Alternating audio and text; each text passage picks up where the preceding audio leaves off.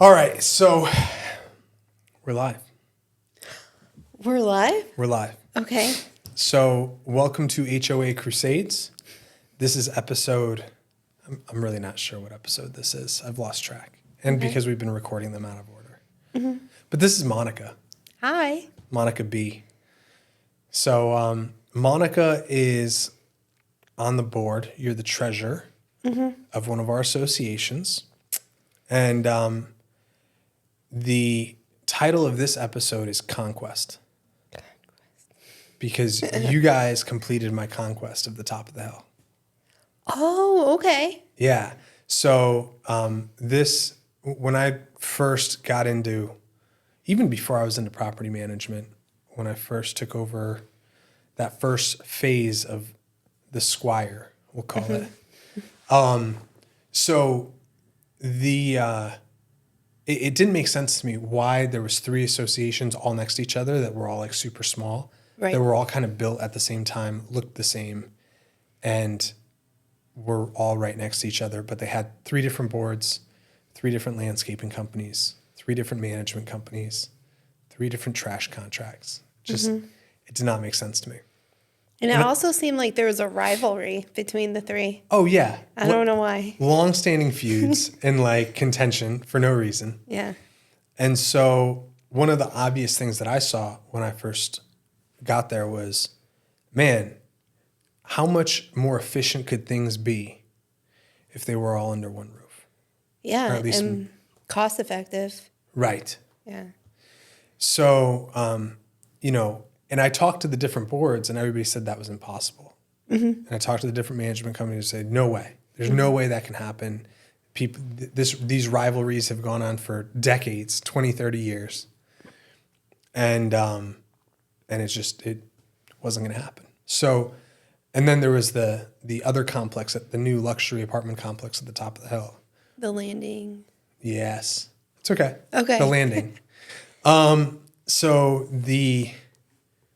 So one of the things I was like, well, if I can get all of these under one roof, then I will feel like I accomplished something. And you guys were the last one. Because at least the other complex, they're managed differently. We don't have the licensing to manage them, but they had us for snow and landscaping and snow removal. And then we had the landscaping snow for the other 2 and management for the other 2.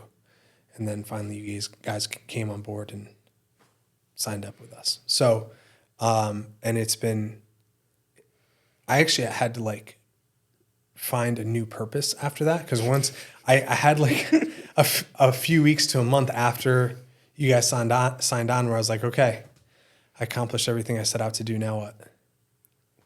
It's always a good thing. Well, yes, but then you're like left in this. Oh, I know. So anyways, maybe you can first off start by telling us and the viewers a little bit about who you are, what you do for work, and kind of who you are outside of the HOA life. Oh, wow. That's a lot to ask. I'm Monica. I am for work, I work as an operations specialist for the aftermarket program for mature commercial engines. So I have gone all around the world several times. It's definitely a career that I aspire to and I achieved. So I do understand the conquest aspect. It's extremely exciting.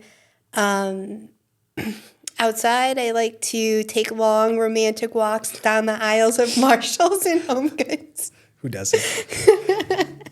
I love to paint and photography and just hike, and I want to try to visit every national park in our country. I've been to so many other countries, but I want to explore our own country, and what better than the national parks? That's awesome. Yeah. I slept on the U.S. for a long time. Like I loved Europe and even like I've been out to Israel and stuff like that. And there's so much cool stuff here. Yeah, no one even realizes how amazing our country is. Yeah.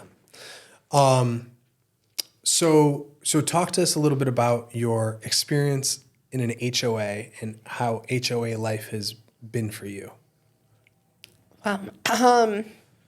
So it took me a long time to get on my HOA board. I had purchased my unit in 2016, and I tried from there to be on the board, and I didn't become successful until 2021. So since then, my life on the board has been a lot of a roller coaster, I guess. We went through a lot of different serious incidents and things that happened, and realizations, financial stuff, I don't know, like so many different things, a lawsuit. So being on the board was a big, it took a lot of time, but sometimes it was rewarding at times as well, because I also think I gained a better living environment, and I have peace of mind knowing that we're in a better situation than we were just like a year ago. So that's what I keep telling myself. It can only get better. But it is a lot of work, and it's a lot of dealing with different personalities, different lifestyles and cultures, and trying to figure out what is best for everybody. Yeah. And so you said that you tried to get on the board for like a few years. So with that, we had this project, like a paving, new decks, lighting, all kinds of stuff. And the homeowners had turned it down twice. We voted no. It was insane amount of money. Didn't seem realistic. Different homeowners, I guess, would go out and get quotes from other companies just to have some idea of like, is this realistic or not? And we found out that the projects were 3 times more than what, like even being realistic of giving the association a good amount of money for this project. Not the association, the project management company. So then from there, we all kind of just got an email saying that the board approved this project and this is what we're doing. Whereas no homeowner knew, like, or even had a vote on the third time of voting. And we were all kind of pretty upset about it, but we were told there's nothing we can do. So in my mind, the only thing I could do was be on the board. So the homeowners didn't vote on it the last time? No, we had voted no twice, and then we received notification that the board made the final decision in a vote, and supposedly we were invited to it, but I've checked, like with other people and myself, like I had no communication on this meeting, and besides that the board was there, present, and voted. I don't know how many people even voted. It could be 3 people, it could be 10 people, it could be 30 people, I don't know. So we basically were just told, you're SOL, and we're moving forward on this. And from there, my thought process was the only change I can do is if I have a spot on the board. And our board at the time was consistent of mostly elderly ladies who were making a lot of decisions from their own perspective and not necessarily thinking of everybody. And they were not happy about the diverse aspect of what our complex was becoming. So there had been comments that were also basically, well, if we do it this way, then maybe so-and-so type of people wouldn't be able to afford living here. And to me, I didn't want them living there, so why would I want to be on board with that? So my goal was to be on the board and kind of get to a better understanding, and then also be able to befriend some of my neighbors to kind of understand what their wants and needs are, because if I have all this stuff going on in my mind, then they must as well. And I was turned down several times. There were open spots on the board, more than one, and I was still turned down.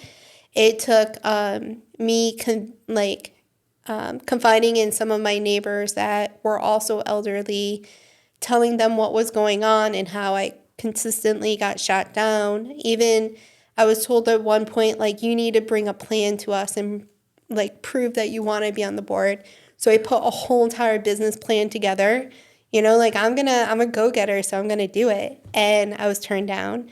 Then I was told another time, you need to put a plan together to better our community. So I did, and I went around the thing of like safety, and I pointed out all these safety things that we can improve on, and I did the cost analysis and the projected like money finances through the next like 3 to 5 years on things, and that was turned down. So I really was trying, and they probably were like, this girl is annoying as ever. Like, let's keep making it harder and harder. But by this point, I knew it was kind of like a joke. They just didn't want me on. No, it was clear. I've never heard of any board making those requirements. And I know who those board members are, and they certainly never did anything of the sort. No, I was actually surprised they knew what market analysis was. Goodness. So I just like confided in some other neighbors, and I think I may have talked to you about how can I get on the board, and you had said something along the lines of like someone can vote you on, and I asked these people if they can go to this meeting so then they can vote me on. Mm-hmm. So it's not the board just voting me no. Right. And one of my neighbors just stood up in like the middle of the meeting. I don't even know if it was time to vote or anything. And was kind of like, okay, I'm done. I want to leave. I'm voting Monica on the board. Can we just get this over and done with? And everybody was surprised, and his girlfriend and a couple others just stood up and were like, yeah, me too. And the board had no chance of even saying like, no, she's not on. So that's how I got on the board of November 2021. After 4 years of trying? Pretty much. That is crazy. Yeah, I remember. So it's interesting to hear it from your perspective, because I remember these conversations only because, so her phase of the association shared a pool and rec area with the 2 phases that I managed. And so I was always, and we were responsible to take care of the pool. You were always at the pool. So you would ask me these questions about like, does this seem right to you? Mm-hmm. And I'm like, no, that seems pretty wild. That seems a little extra. And then, you would ask, okay, well, what are the process we can do? And I kind of explained, I do remember explaining the different routes you could take. And, I would check in with you like 3-6 months later, the following year, and just kind of see how things had progressed. And, it was very interesting kind of observing it from the outside. And I had never seen anything quite like it. And, it was interesting because I thought you guys were going to have to do a hostile takeover, like call a special unit owners meeting, vote the board out, and get yourselves on. And you're a pretty polite person. So thanks. No problem. So I could tell that would have been a difficult thing for you. But you found a way. You found a way to get on. And then, and once getting onto the board, so it was this long kind of process where you were fighting for a shot to serve on the board, which is, again, super weird because most boards like that have vacancies, they want all the help they can get, right? Mm-hmm. And so you found a way to serve on the board, and then what happened? Basically, I had no say in anything. The other board members would team up and make a decision, and because I'm one versus however many they were, I really had no say. The other aspect was I had to prove that they weren't sending me all the communications, all the information, even the finance information. I had learned that for those few years that I was a homeowner before even getting on the board, I wasn't even provided all the financials every year. I just thought you had to go to the meetings and you got it. But then I learned that emails were going out with like monthly information, which I know the monthly stuff was just for the board. But then there was also the annual stuff with additional information that was sent out to maybe selective unit owners. Yeah. I definitely wasn't one of them. So that was kind of disturbing and alarming at the same time. And I think I had to reevaluate like a different strategy instead of being forceful and like a go-getter and making it clear that I want change. I had to befriend them and kind of learn about each of the board members individually and then kind of use their strengths and weaknesses to get further with making a change. Right. And that's a very interesting component and a super important one that often goes overlooked is the political aspect of it. Mm-hmm. And really approaching it as like you're always going to get more done if you approach it as a friend than as a foe, right? Like Yeah. I think from the outside and just I knew that you suspected there was some nefarious activity going on or kickbacks or mismanagement or who knows what. But you approached it in a way where you were genuinely trying to be helpful. And, you were just asking questions to really try to understand genuinely the situation. And what was interesting is your questions stirred up anger from the people that you were asking those questions to, even though you weren't asking it in a malicious way, which is always a red flag. Mm-hmm. But more importantly, because you approached it as a friend and as someone who's trying to be productive and kind of support the arrangement, I think to some extent you were able to look under the hood and kind of see things that I don't think you would have otherwise gotten to see if you just come in guns blazing. Exactly. For instance, like one of them at one point in time had broken down explaining the bullying behavior they were receiving from that current property management company, and then their deep desire to get them out. And then another board member would mention how they need to befriend their wife, like the property management's wife, and go out and have beers with them just to have like an okay living environment because they didn't want to get bullied and they didn't want to like rough the waters.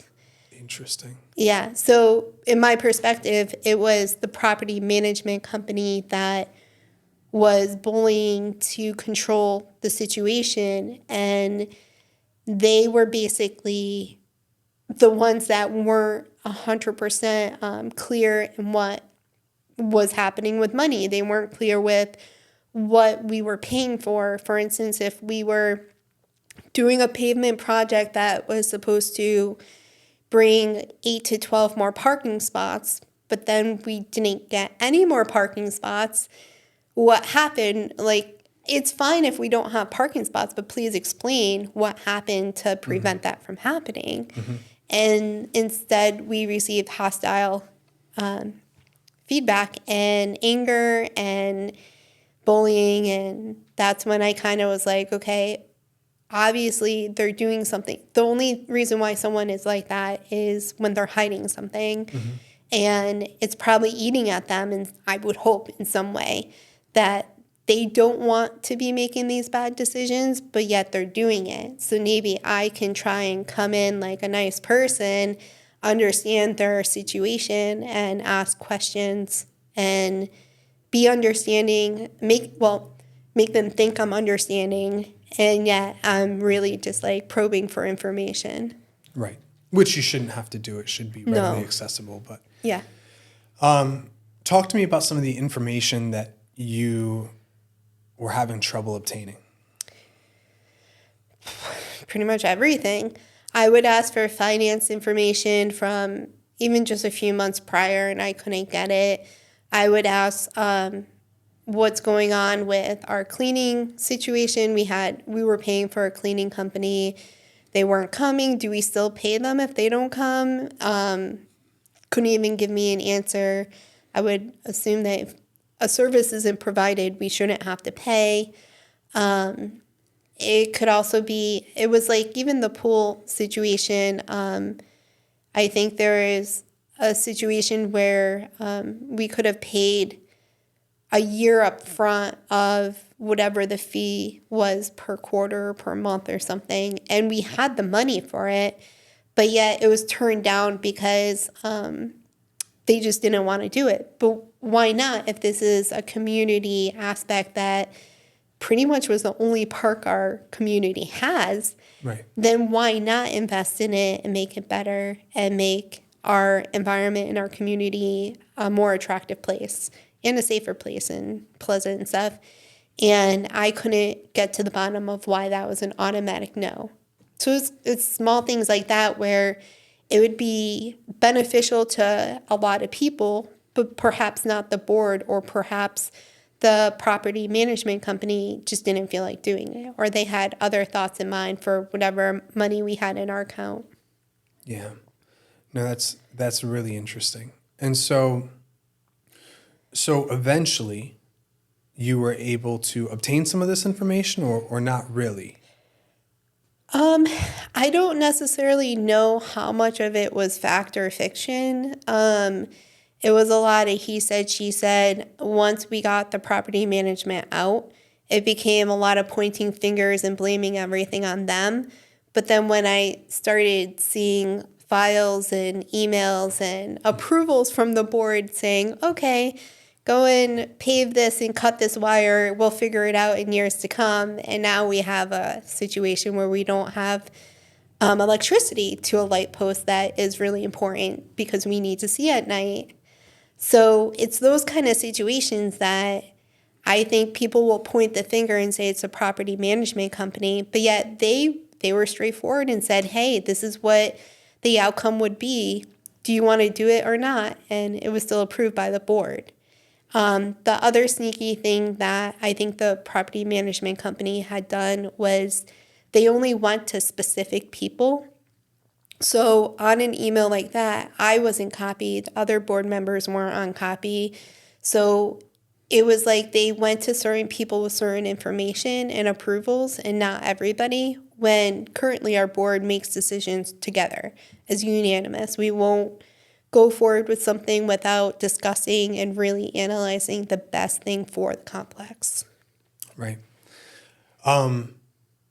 So how did that all change? I mean, I know, once you got on the board, things got shaken up a little bit. Give us a play-by-play of exactly how that went down. Okay. I'm trying to think where to begin. So I was it was probably a good year of gathering information and kind of learning how people were, their personalities, and then befriending other unit owners and inviting them to the meetings and stuff to get their perspective and thoughts and just what they hear from having conversations with other unit owners or the other people on the board. And from there, I think it was like an annual meeting. I really stressed that we needed someone on the board that would kind of be in the same thought process as I was, because I was still everybody against me, regardless of how I befriended people. I was getting invited over from wine to people's houses. Oh, let's have dinner together. But yet, when it came to the board, I was completely separate. So I knew I needed someone else. And I kind of just left it at that. But during our annual meeting that year, someone in the audience was just like a little voice, like asking questions, saying like they didn't understand and kind of getting a little aggravated. And everybody provoked that person to join the board because there was an open spot. I trusted the people in the audience. They're the ones that got me involved and into the board, so I'm going to go with it. So I supported it, and ironically, the property management company and I were the only ones supported this guy of becoming on the board. So I say it's ironic because then, like a month or so later, this gentleman took a walk around the property with the property management company because he was baffled of why are we increasing all these rates and we're paying for all this stuff and we don't see it. We didn't get new siding. We don't see this or that, a fence around our garbage. What are we paying for? And he wanted to do this walk around, and within, I don't even know, 10 minutes, I was told that they got in this huge heated argument and the property management company terminated their contract right on the spot with us. Within a couple hours, we got an email confirming, like, I'm terminating, giving you, I don't know if it was 60 or 90 days. Good luck. Basically, if you want this guy on your board, then so be it. So we were like, okay, well, I got what I wanted. I wanted this property management company gone. I knew something was going on. I just didn't know what. And I also remember, like, it really seemed like the other board members had, like, weights lifted from their shoulders. So I can understand they were under a lot of pressure and stress. And I didn't necessarily know from what, but I just respected that they're going to be on board moving forward, being a unified team of making the best decision for everybody. So I kind of felt like I had to, I don't know necessarily step up is the right word, but like maintain the fact of like legality and asking the questions. And my career, I'm reviewing contracts. I look at all kinds of government paperwork and purchase order, like all kinds of stuff that have a contract, like promise and rules and whatever it is. And I would ask questions and ask the board, like, can you pull up that contract from 3 years ago, 10 years ago, whatever it was. We had one board member that was excellent at like saving everything. She was extremely organized.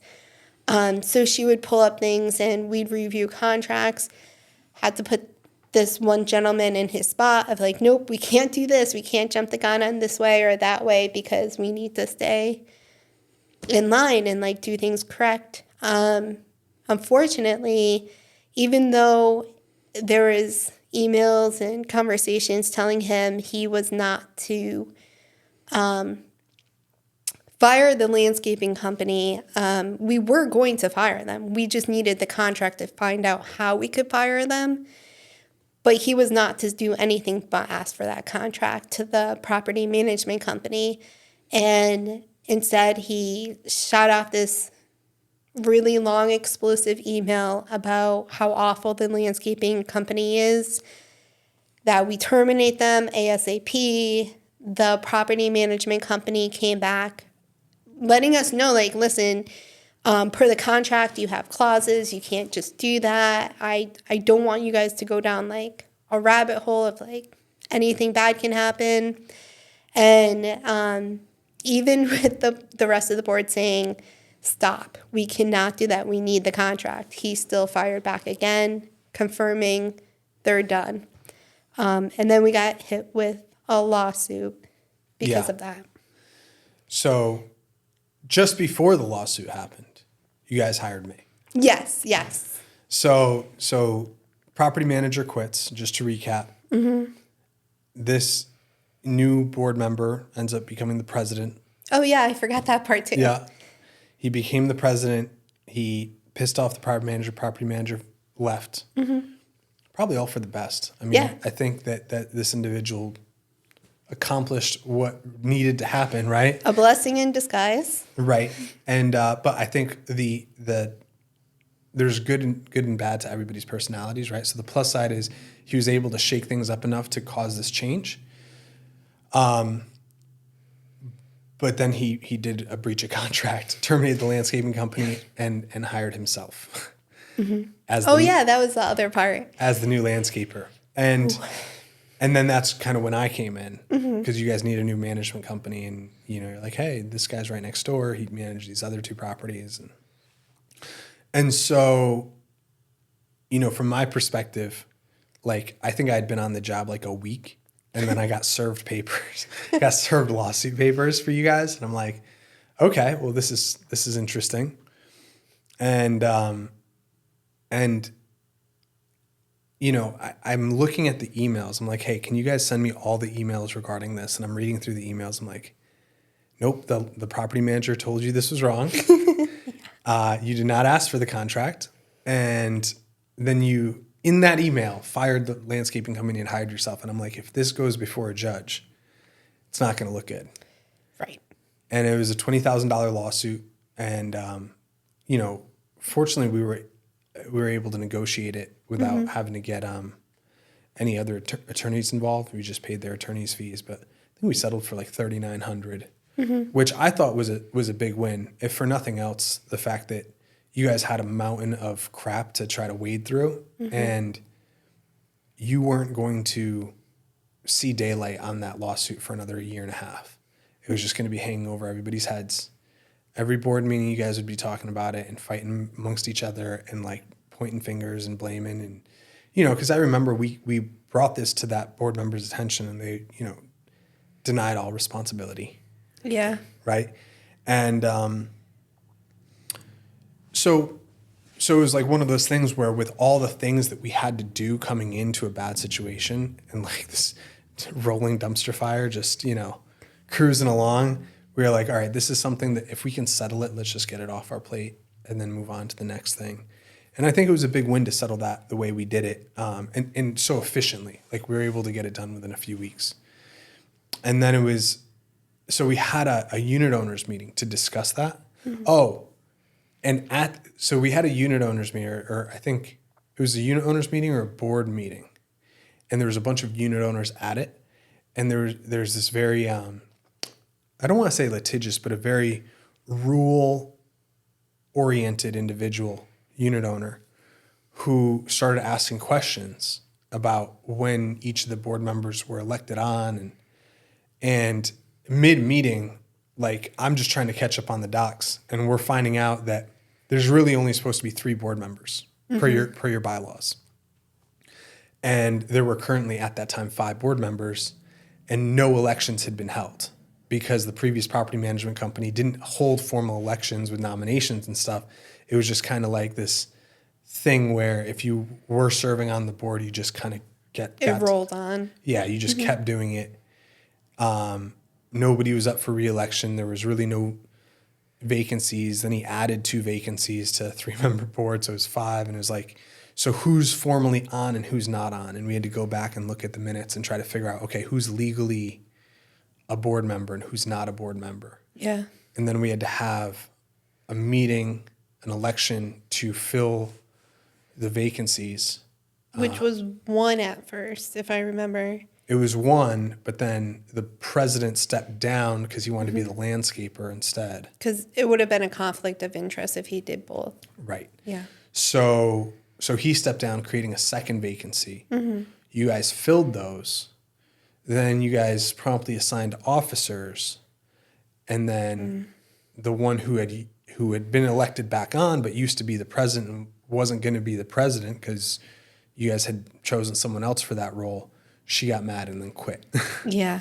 So it was like this merry-go-round of board members. And then so when all the smoke cleared and all the cards landed, it was basically an entirely new board, new officers, and just kind of a new direction and a fresh start, which I think was awesome. Yeah. New, but technically I was on that was my 2nd year. So I kind of felt like the oldest person there. But you didn't really have any power before that. Exactly. That was my thought process, was this whole time I've been going towards a goal of reshaping, revamping, getting a new property management company in, getting a diverse team, board team and kind of looking at the best interests of everybody, not just selected fews. And yeah, And it was good. it was accomplished. It was accomplished. And in the subsequent few months, I think you guys got a lot done. You know, you guys have had to kind of figure out the working relationship with each other. But what was interesting to me is that this was kind of years in the making, and you were really the only one actively working towards this goal for years in advance, right? Right. You had been kind of planning and talking and trying to get as involved as people would let you get. You know, you were coming to me for advice and guidance on certain things, just as a acquaintance, right? And what was so cool to me was to see how that perseverance paid off over those years. And when it was all said and done, you had everything you wanted. And it wasn't that you came in and forcefully, like, you know, executed the whole board, and you know, it was just like you know, because I see it, I've seen it. We've seen it recently where, you know, an entire board gets voted out, and there's just a hostile takeover, and they fire the management company. You know, there's times where it's merited, but you didn't have to do that, and you were able to take your approach, and you know, cooperate with your neighbors and still accomplish it. And it might have taken a little bit longer. A lot longer, probably. A lot longer. But you got it done. You got it done. And I think that that's really cool that you did. And the net result of it all was like no harm, no foul. Like everything landed the way it needed to be. Where now you guys are in a great position with your new board. You know, you have a voice. You have good relationships with the community for the most part, other than this small group who got kicked out, right? Yeah, they're still kind of... Yeah, they're still against me. Right. And for a while, it seemed like they were doing their things behind the scenes, but... I don't know if they still are, though. Yeah, I think anytime you have malicious activity, you know, generally it dies out. You can only resentment will only get you so far. True. You know, it's not the most potent type of fuel. So now you're here and you're kind of, you know, picking up the pieces and putting stuff together and trying to revamp the budget to accomplish all the things that the association needs and trying to put money in the most important places. And how's that going for you? It's kind of stressful. But we kind of had the thought process of taking a list of everything we needed, finding out, getting quotes for everything, and then from there, providing it to the unit owners to make the decision of how we all want to proceed. And we kind of got backlash of like, why are these people here getting quotes? This other thing is more important. And then hearing comments of like, this board needs to get out because they don't know what priorities are. And it's interesting though, because the negative is very loud. But then on the flip side, the positive, people were in such good relief of knowing, oh, good, they're looking at pricing and they're thinking about it and they're actually listening to my thought process of like, there's mold in the garages or the hallways haven't been painted since 1972, you know? So even though the negative was very loud, I keep reminding myself of like the positive thought processes and how we probably made more of a positive impact than the like 3 or 4 negative people. So that's been something I had to like reevaluate and instill in myself. And then the other aspect of like trying to guide people to the right decision. I know like my unit I take really good care of, but there's other units that don't necessarily, like they haven't been upgraded since they were built and we're about 50 years old. So it's kind of nerve-wracking to hear their perspective and know that they're going to get like no return on their money, whereas someone like me who put in money and keeps it up is going to get some return on my investment. And that's the key thing, an investment. I look at my home as an investment for my future. And a lot of people just look at it as a place for shelter for the rest of their life. And I think some of the unit owners are at the stage in life where this is going to be the last place they live. And there's some people like me who I'm like, I probably will own like 2 or 3 more properties that I'm going to live in, let alone like do whatever with. I don't know if I'd rent it out or become a landlord, whatever it may be. Yeah. But there's such a huge shift in dynamics and like perspectives that we want to keep everybody happy or content and satisfied. So that's been a struggle and stressful, but I think we're managing pretty well.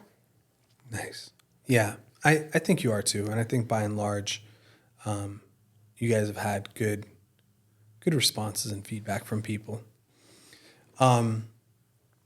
So what else is of note regarding your experience at the Squire? The pool is the best place ever. Yeah, which is funny. It's funny you say that because it could definitely use some TLC. I know. Although it's gotten some. It's better now than it was 2 or 3 years ago. Yeah. I think the key was to get someone there that genuinely had the heart and the love for the community.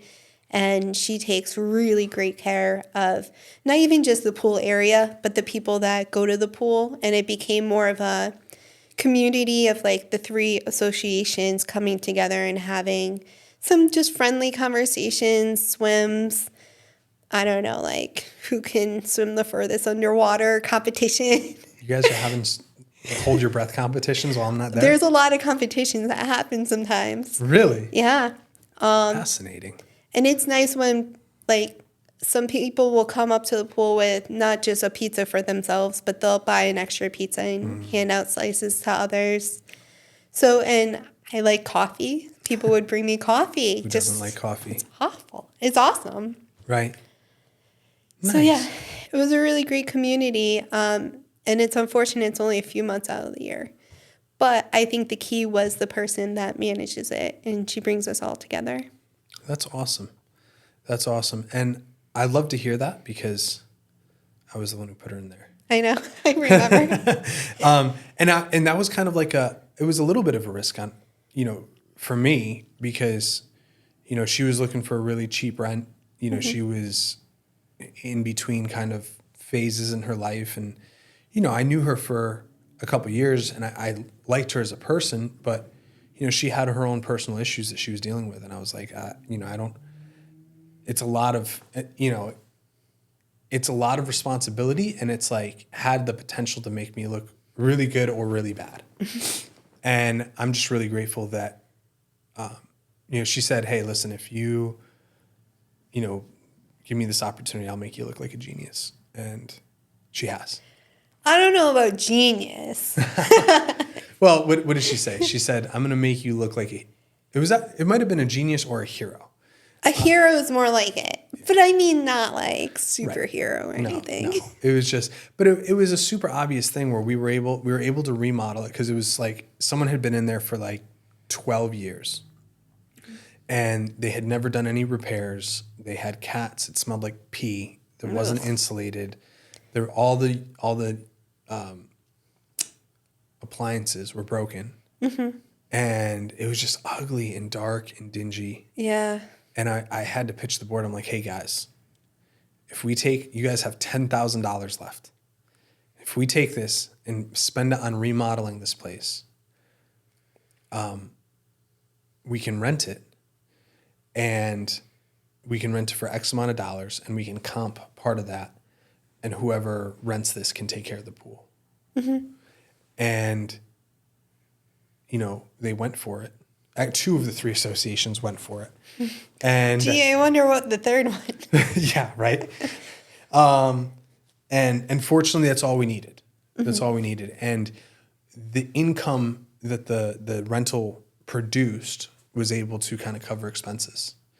And it was really cool because it was tight for that first year, but it worked out perfectly. And she stayed long enough, and she has done an amazing job taking care of the pool and going above and beyond, and really just like, caring for it, and then making friends with Mare, who Oh, yeah. like does all the landscaping and has ripped out all the ugly bushes. And,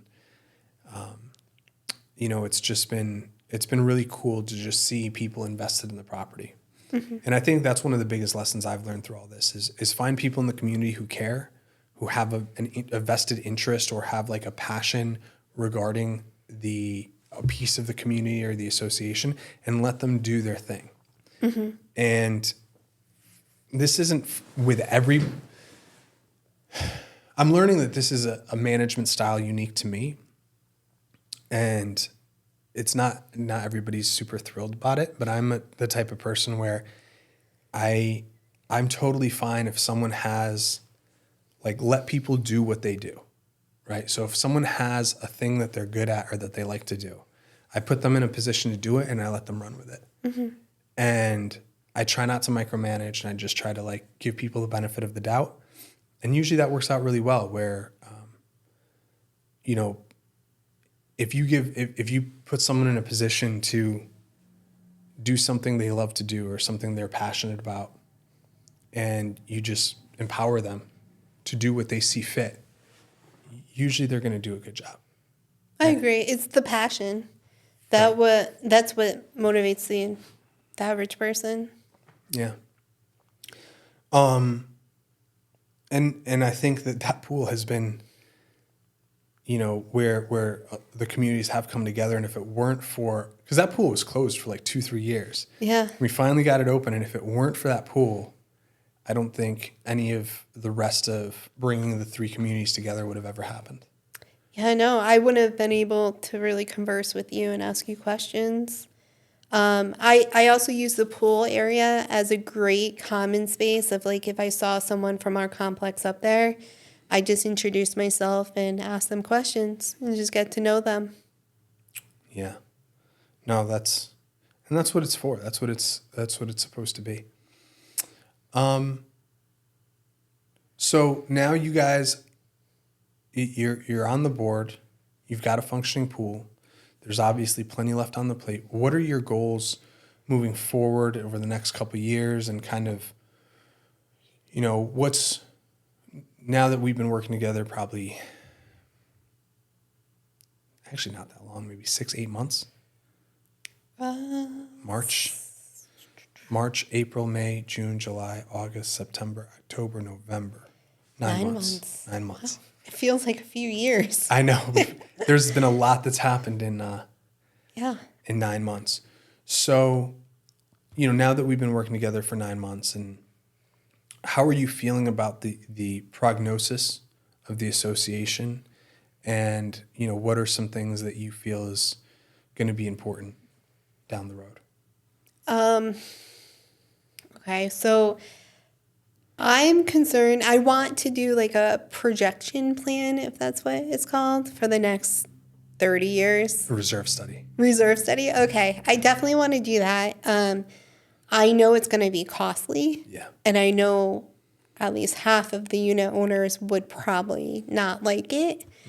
But we would have to cross that bridge once we get there. So in my mind, that's our next step of like taking care of what needs to get done now, but within a year or two, having some kind of plan put together to present to unit owners and see what their likes and dislikes are, hear them out. Like I said, this is an investment for me, so I don't plan on selling my unit, hopefully. And I want to have a lot of return. And when I look at properties to possibly invest in, I look at their finances and I ask questions, and I just nonchalantly call property management companies.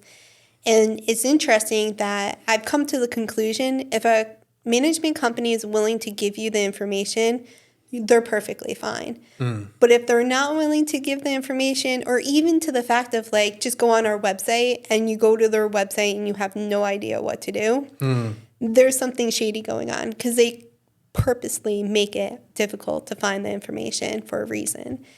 So I've been looking at that kind of stuff, getting different perspectives. I'm also looking at the fact of like, I'm in a community with a lot of elderly people, and within the few years that I have been here, more working people have moved in with kids and whatnot. So I want to also look into communities that are 55 and plus, and if I could purchase and rent out and have conversations with those property management companies, which have always, they consistently tell me no, but I feel like we can still come to this conclusion that I can own it and like 55 and plus can live there. I think there is a lot more of a return on investment in those communities. What my thought process is like, since I want to live there or own it for decades to come, we need to financially have reserves. We need to be able to be FHA approved. We need to have just the comfort of knowing financial stability and not have to allocate like, okay, we have 300 here every month and 400 will be from this month, and figuring out ways of paying for a project over a period of time. I just want to be able to say, oh, we have $9,000. We can definitely do this. Right. Well, it should be like, we have 375,000 in the bank. We can afford to Baby steps. Yeah, no, absolutely. And I think you guys are on the right track. I see in the next, well, they're already talking about at the continuing ed seminars and legal symposiums that by 2024, there's probably going to be a law passed that you have to have a reserve study and fund it. Oh, gosh. So, I mean, people might be mad, but at least they won't be mad at you. Right, They're correct. And the worst part is they might be mad at, they're usually mad at whoever's closest, which will be us. But like, it'll be clear that they haven't been funding this reserves for decades. You know, so, but it is what it is. I think that at least you guys have hope today. You guys are on the right track.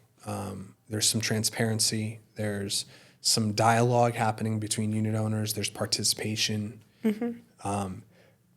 There's openness where, you know, if people want to be involved, you know, you guys are open to having them be involved and letting them participate. And we're getting to a place of mutual respect.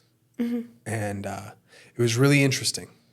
So last week, that individual who had been the president and then the landscaper and then got fired from that because of certain behavioral issues, and who was part of this kind of clique that was trying to undermine the board and undermine us.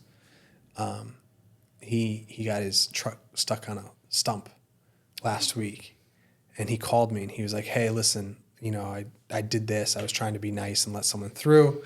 And, you know, who do you use for towing? And he named the towing company. He said, you're there right now? I was like, and I was in my truck, and I was like, oh, I got chains in the truck. I went up and I pulled them out. And I'm hoping, I don't know, but I'm hoping that at least that will soften his demeanor towards me, because he seemed really appreciative at the time. And he's not, I never thought he was a bad person. No, not just at all. probably not the best person for the role he was in. And, you know, I think that all the politics and drama aside, we're all just here trying to help each other out. And when people get contentious, you know, my job is to be contentious, right? To deal with them in like manner for legal reasons and to protect you guys. But my life's always better and your life's always better if we can just help each other out and move forward in a positive way. And I think that was a really cool experience, because despite all the previous contention and the bickering and the infighting and all that stuff, you know, it was a small sign or acknowledgement that enough time had passed where we can kind of move past it and like just go back to, you know, being respectful and helping each other out. Yeah. So, with that said, one of my favorite things that I always remind myself about is with the previous property management company, people weren't friendly. They came and went, head down, in and out. Like you would see people struggling from your windows and someone's walking right by them, not even offering a hand, nothing. And now, since we've transitioned, I notice, I'm assuming the parents send their kids out there to help their neighbors bring in groceries. Or I had someone in my building that her kids, if they're bored, they're knocking on my door asking if they can bring my trash to the garbage for me or if there's anything I need. So it's definitely become a more friendly place and like neighbors helping neighbors. And I think that's our ultimate goal. And just knowing that we got to that point, I just want to maintain that and strive for better. Yeah, absolutely. I love that. And I think that that's what it's all about. And just to circle back around to our theme of conquest, right? When we talk about conquest or like, change of regimes and all this stuff, our gut instinct is to think that it's always a bad thing. And it's not. Sometimes, when a bad management system or a bad governing system gets displaced and a new one gets put in its place, it's better and it works more efficiently and it brings new life to the community. And so I think a lot of times unit owners, management companies, everybody's resistant to change. And management companies especially, it's their job, but they're used to doing things the way that they're used to doing them. And a lot of people are, even if they don't like the management company, they're afraid of the change or what's going to happen when you mess around with the status quo. And I think what you're talking about is, there was a lot of uncomfortable and upsetting situations that led to this place where you guys are now. But the net result of it is just a much better community and a better experience. And, everybody's kind of fresh. People are going to the, participating, going to the meetings now. Like you said, neighbors helping each other out, helping each other bring their groceries out, watching out for each other. And that was all just missing before.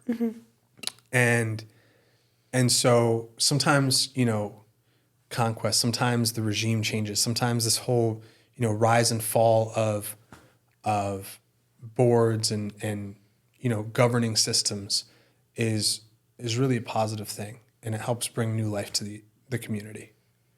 I agree. It's awesome. So that's all I got. Is there anything else you wanna add or jump in on? No, I think we said a lot here. I did, and I agree. And I think we got through it efficiently, which is the best part. Yes. I had my social media person tell me today, she's like, you got to keep it under an hour. I've been having podcasts run like 3 hours. I noticed. It's a lot. It's a lot. So I was shooting for 2 hours for a lot of them.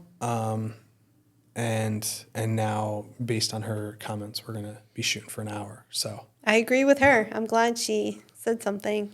Yeah. So Monica B, this is episode who knows what of HOA Crusades.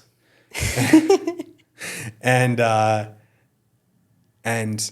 thank you for your time and being, generous with your time and being on here, and we'll, sharing your experience. Cause I think there's a lot of other people going through similar experiences in HOAs that can benefit from hearing your story and, the happy ending. Yeah, for sure. All right. Anytime, Jared. Thanks, Monica. And we're back, reminding you guys to like and subscribe to HOA Crusades, because if you guys don't, then nobody else is going to know about us and we can't help people. So help us help people. Help us help you. All right, thanks. Bye.